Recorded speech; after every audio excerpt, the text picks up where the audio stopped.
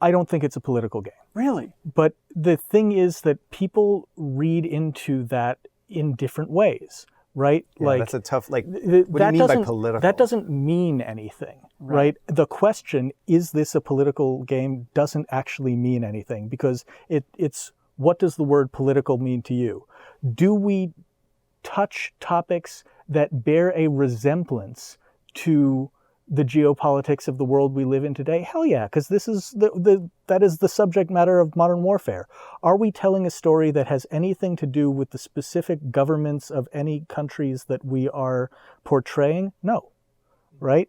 So if you're asking like, is Trump in the video game? No, he isn't. Right? Like it's not. That's not. These are sort of like timeless questions, or maybe I should rephrase that. These are the types of questions that have been asked for the last 50 years. We do talk about concepts like colonialism and occupation and independence and freedom. We don't maybe say those words specifically, but that's the realm that we are in. But you could have a game that takes place in revolutionary America, talk about those exact same, the specific story that we're talking about like proxy wars and the superpowers involved in Middle Eastern countries, you could set this in Afghanistan in the 80s and you'd have the same story, right? So like, is it political? Like in terms of in today's, are we tapping into the political zeitgeist of American politics? I don't think that's the core of it, right? Yeah. But just like it's dealing with politics, it's discussing some larger themes. Yeah, it's talking about, for example, concepts like in a world where superpowers vie for influence around the world, and where those superpowers butt up, they don't directly fight each other. They utilize proxy allies on the ground to sort of do their bidding. That's a real thing that happens, and that's happened for the last 50 years. But what happens when those allies who are funded and armed and supported by the superpower, what happens when that support is abandoned or withdrawn? What happens to those local people then?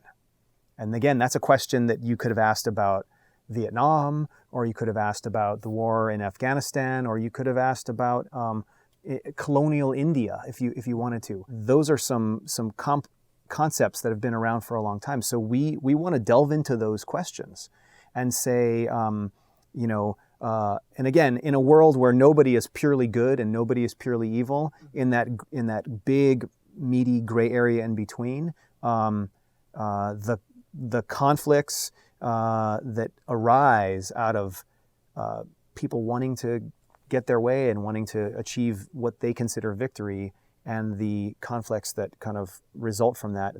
That's the meat of the conflicts that we want to examine. I feel like for me to honestly say, if you wanted a situation where I would say that yes, it is a political story, I would have to be telling a story about specifically the exact administrations and governments and events in our world today. We are talking about thematic things. We would also have to have, I think, a perspective on it. And what we don't, we want to present the different perspectives.